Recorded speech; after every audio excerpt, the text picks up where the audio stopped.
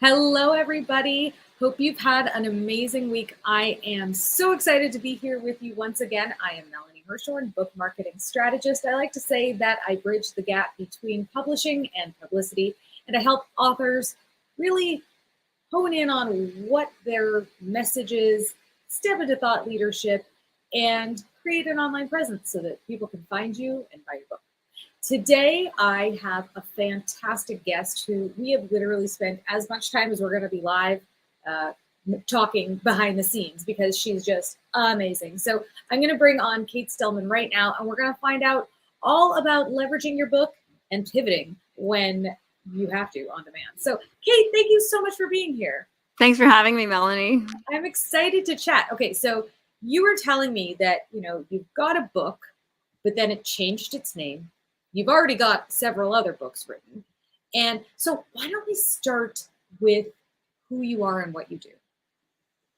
Yeah, and I can even start with my first book too, and like that part of the process. So yeah, my name's Cate Stillman. I started a company called yogahealer.com back in 2001, where we help people thrive in their bodies and then really thrive in terms of lifestyle design and hitting back, bigger impact investment goals.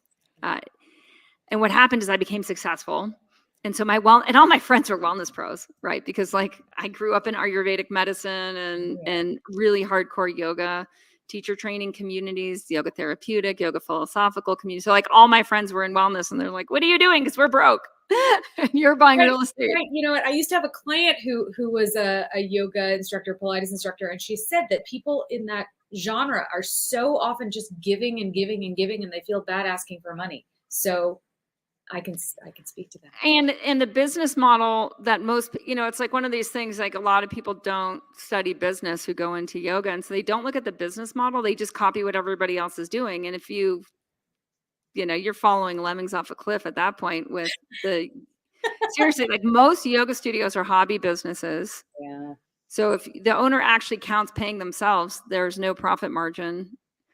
You know what I mean? Like if they just pay themselves like an hourly wage of a work, whatever minimal wages or a little bit above that, and that's something to actually understand about the holistic wellness pros is that they're some of the most talented, caring people in the world, but they are in an outdated business model. But because it keeps perpetuating itself, it's like our healthcare model. It's like the problems don't go away because they have momentum and people just keep doing what they were doing yesterday and the problems get worse. Yeah. So with more inflation, the problems get worse for a lot of our holistic wellness pros. So yeah, I mean, I just was fortunate to be raised by a businessman and I was successful pretty early on. So by 2002, I was already earning well. But my dad was like, there's no leverage in your business. He's like, you're no better off than my friends that are doctors where like, there's no leverage. So they just trade their time for money. And yeah, they can charge a lot of money, but there's an upward ceiling on that. There's no leverage. And he came from software where it was all leverage. He came from hardware and then software, like back when they were like figuring out what a computer was. Like that was his, and then he went all the way through the end of his career and the software industry exploded. And that was his entire life work cycle. And so he just was like, nope. And so he'd give me a hard time. My dad. And I'm like, Dad, I'm crushing it. Like, look at all my colleagues. I'm like, I'm crushing it. Yeah. In my early 30s. And he was like, no, you're not. Right. Because of the scaling. You can't. How do you scale? You can't unless you multiply yourself. Yeah, exactly. And so because of that, I learned how to do that and scale my impact, which is why I was in it. Like, I didn't go into this industry to make money. Like, I went into this industry because I was leaving Save the World. I was working in international environmental nonprofits for climate change. Like, that was my whole life dharma from teenager into young adulthood. And I was like, I had to leave that because I'm like, I have to learn how to raise human consciousness because unless humans are more conscious, like this is not going to work out.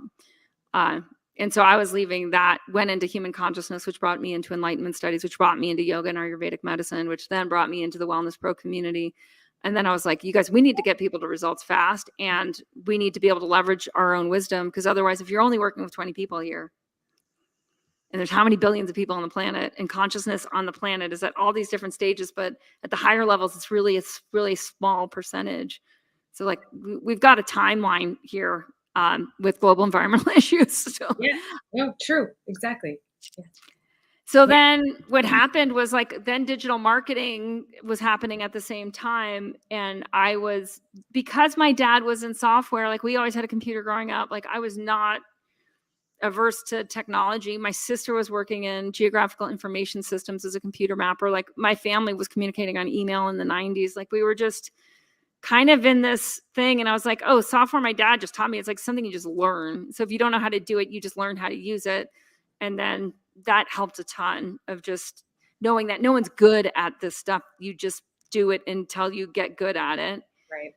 So that was helpful early on as well. And then I just kind of hacked my way through the content. And I was a natural with content. I was content marketing before there were the words content marketing. Like, so the newsletter I was growing by my pen and paper list that people would sign up for my workshops in San Francisco in 2000.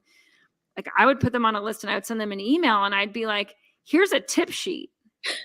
That's like, here's how, this is what your daily routine should look like according to the yogis a few thousand years ago. But like, you want to hack this for right now because like, this is actually really good.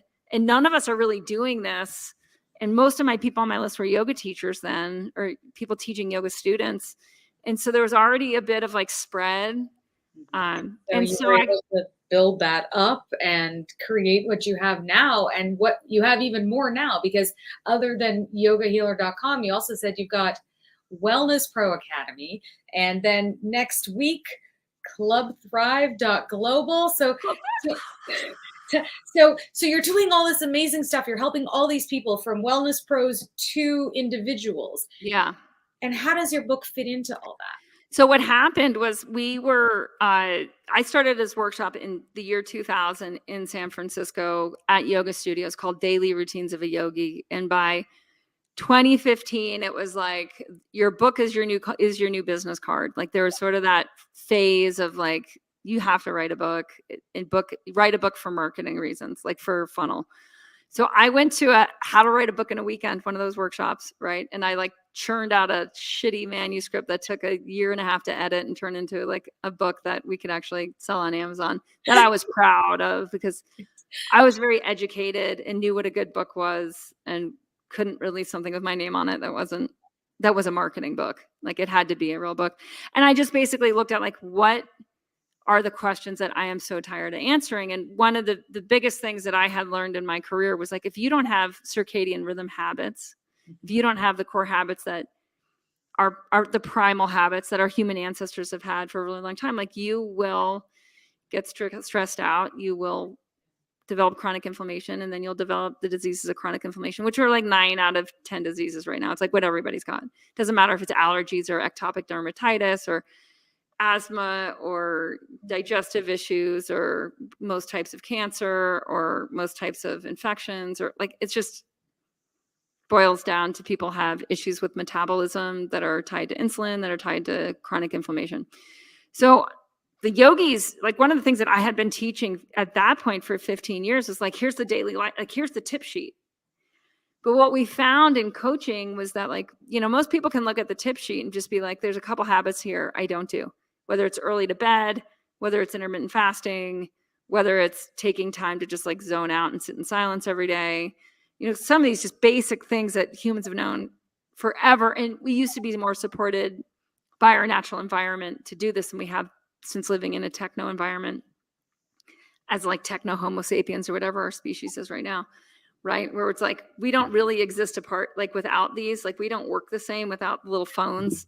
Really, if you think about it, like your brain does not really know how to navigate in a city without an iPhone. But we did know how to do that 15 years ago. And we knew how to do that for the past 10,000 years. Like, you know what I mean? So we've lost some functionality as we've gained other functionality. And all I was trying to do is like restore the functionality. So the book that I wrote in the weekend was like, here's the 10 habits the yogis have used forever. I named it Body Thrive, because it was like, these are the habits you need for your body. It was just a habits book. It was before habits books were really cool too, before Atomic Habits, before it was right. Maybe, I think Charles Duhigg had yet to release The Power of Habit. But it was right in that people really discovering where behavioral science intersects with like the habits that you should do. Like, how do we change habits, which is behavioral science, and how do we know which habits we should do, which is whatever, allopathic science, and merging those two things together. So I just did that with holistic science and was like, if I write this down, I'm never going to have to say it again. And that was my biggest motivator. I love that. All right. So fast forward to the book that we are kind of talking about today, which is going to be launching soon. Yep. Uninflamed. Yeah. And it's called Uninflamed, but it wasn't called that. Nope. It was called Wild Habits when we reached out to you. Yes. So tell me why you had to change the name of the book. I talked to a few people that weren't. So one of the things that happens is I grew a tribe around my work. I really like that whole like Seth Godin marketing tribes. Like that was my business model. And it was super, I'm naturally a thought leader, meaning like the way I think is innovative. It's outside the box. I'm a futurist. I'm always ahead. I don't try. And I didn't know I was this way until I took a number of personality tests and enough people told me they're like, no, there's like I created yogidetox.com in 2002 and like the detox market started hit maturation in like 2015. So I'm like ahead, like it or not. So I'm like ahead and I'm behind because I study ancient wisdom. So I'm like ahead with ancient wisdom. It's like it's like that riddle. Where does today meet yesterday? The answer is a museum. Exactly. Yeah. Yeah. So I mean, I just, this last book, and I just want to, speak to the authors out there that I really think that like Big Magic by Liz Gilbert, she really nails it. Like a book can more or less, like the book idea comes in, it's a download, it swallows you. And if you're willing to accept the challenge, it'll like eat you alive and swallow you whole and churn you out of something different and produce this thing. And you don't have to accept all challenges. And, I swore to my child after the first 2 books, I was like, I will not do this to you again until you're out of high school. And then I broke the promise with Uninflamed. And I'm sure there's other authors that are like, yeah, that happened to me too. Like, sorry, the creative process just takes over. And I realized part of it is like my community was evolving past my knowledge and I had to do the research. Like I really had to understand why some of these habits work. And and you guys, this is going to tweak most of you out, so just get ready for it. Myself. The habit I had to prove why it worked, an ancient primal habit, a wild habit humans have had that we find in almost every culture over time. So I don't care if we're talking about the Jews or the Egyptians or the Chinese or the Native Americans, or I mean, just really like the Africans. Like, I don't care where you go, the Mexicans. I'm finding it more and more in Mexico right now, the more I'm talking to indigenous healers down there. And get ready, you guys, drum roll, please. It's not what you think it is. It's your pee. Your pee is your medicine. Yeah, no. And I would use expletive swear words to describe like how crazy this is, but I'm not allowed to on this podcast, so I'm monitoring myself. But like, I'd known about urine therapy for 20 years. I was taught about it in our Ayurvedic medicine studies. Not well. I was taught how to use urine diagnostically. I was taught that it was used therapeutically. I was not taught how in all my Ayurvedic studies, both in India and in this country with leading doctors in both places. But I knew it was a thing. Is it topical? Is it ingestible? Like what are we? Oh, the second one. Every hole you've got, you can use it. But the kicker, and this is what's totally nuts, the kicker is it ages, it evolves, it ferments, and it becomes an even more powerful medicine after 9 months. So it goes through what is akin to a fermentation process. They've recently found like a lot of the urine therapy users. And, when I was doing yoga in San Francisco in 2000, like we were not cool. Like prana was not yet a big label. Like the yoga clothes were like those Iyengar style diaper shorts so that you could see leg anatomy. Like there was nothing cool about doing yoga in the 90s. Let's be super clear. As cool as that might sound right now, it was not cool. And I was already used to not being cool because I was like, in on the whole like climate change, global warming thing back in the 80s. So I was already used to just being like, okay, the way my brain works is I'm like way more in the future than other people are. I identify big problems and big solutions. So there's that thing. And so what happened over time is like I became financially successful. And there's something that happens with financial success, maybe more so with women, maybe more so with mothers, where you realize that, you know, impact driven quality of life, like that's worth everything. And, you know, another whatever. I don't care about what car I drive. I don't care about diamond rings. Like there's a lot I really don't care about. And so I've got great investments. I'm financially free, right? I'm financially secure and financially free. And at that point, I can go 100% after truth because I don't need social likes. My team likes, my marketing team likes the social like they really are like, wow, how far are you going to play this?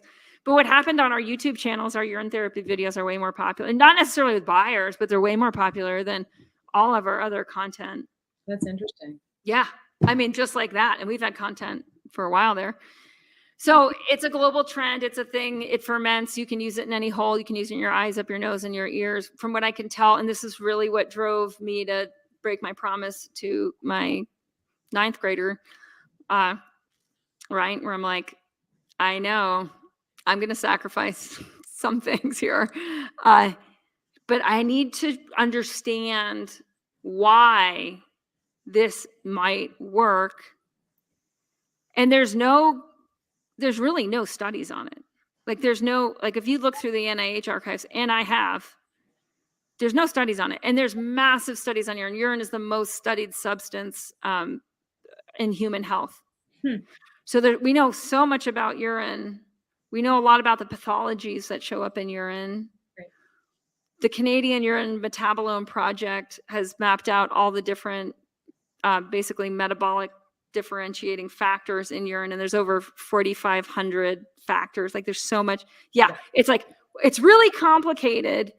Then we have these ancient texts in our Ayurvedic medicine, which is my professional background, which is the medicine that co-arose with yoga.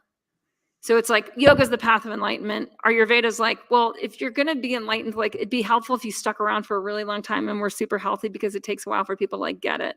So what's the system of medicine?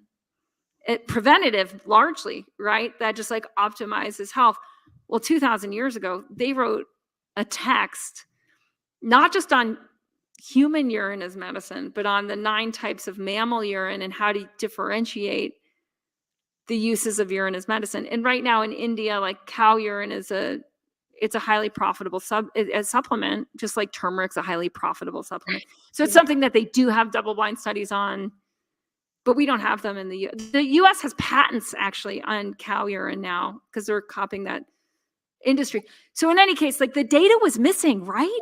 Yes, it's missing. And I was like, okay, I've already hacked that Ayurveda habits and have the book on that. And then I had this next book on Master of You, which is like, how do you use like really good strategic business thinking holistically to achieve the life of your dreams for you and your family.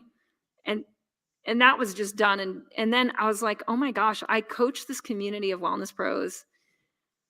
And there's pieces that I don't understand around chronic inflammation, around autophagy, around this real science of like why intermittent fasting works, around how do women's menstrual cycles work within. Like I had all these really, really big questions that my community wanted the science on. And I was like, I'm not a scientist. I'm not a doctor. Like, but boy, I know how to do research because I was trained how to do that in undergraduate. I know how to write books. I know how to find esoteric information that's hidden in these ancient texts. I'm naturally interested in what a lot of different cultures were doing a long time ago. And that's why I named it Wild Habits, because like urine's a wild habit. Urine will rewild your consciousness. It'll take you out of conventional thinking. It'll switch you out of Netflix and bullshit information. It'll stop you from buying crap that you know isn't good for you, whether it's on Amazon or whether it's at the grocery store. Like it'll get you out of where there's a disconnect with the most meaningful relationships of your life, which are usually parenting or usually being a child or a sibling or a best friend. It'll shake the bullshit out of your, oh shoot. It's okay, don't worry. Keep going. I Keep going. missed one. No, It'll shake it out. It'll shake the stuff that's dysfunctional and outdated and not true to your essence, your essential nature. It'll shake that out faster than any habit. And how did I know that? Because when I tuned into urine therapy full on, I was like, I've got to see if this works. It did.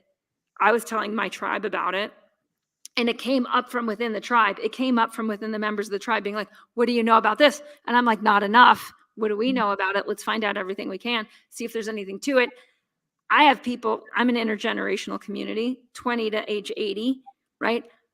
We're global. We're getting results left, right, and center on eyesight, on tongue, like you use tongue diagnostics and Ayurveda, skin health, digestion, elimination.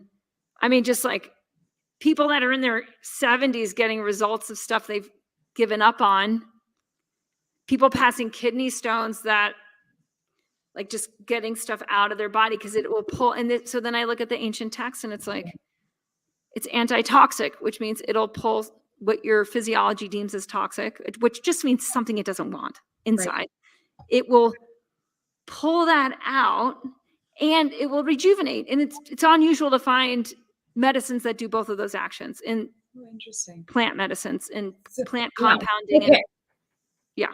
Crazy. Okay. So how do we get the book when it is out or find out more about it? So then we had to change the title because then I had my marketer friends, and you guys, this is so important to access your marketer friends. Cause I was like, what do you think of the cover? What do you think of the title? Cause my community freaking loved Wild Habits. And then someone was like, wild's not accessible to me. Like I live in suburbia. I'm not into wild. There's nothing wild in my life.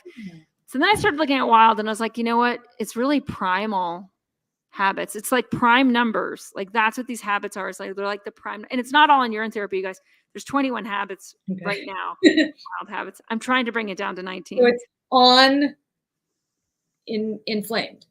Uninflamed. So my marketer friend was like, what does the book do? And I'm like, it reverses chronic inflammation. And he's like, you have to speak to the end result. So then I thought about it. I'm like, I'm going to make up a word, uninflamed. He's like, I love it. And I showed him the new cover and it was like a little bit more microbiome because that's the other thing that you're uninflamed. Uninflamed. I thought you said uninflamed. So uninflamed. On UN, before inflamed. Wonderful. I love that. Okay. Well, you guys, you can grab Cate's book when it is available. It will be available on all the sites. So you've got yogahealer.com. It will be available. wellnesspro.academy and thrive.global. Cate Stillman, thank you so much for joining today. I really appreciate you being here. Oh, my pleasure, Melanie. I'm sorry if I hogged the mic. All right. Take care, everyone.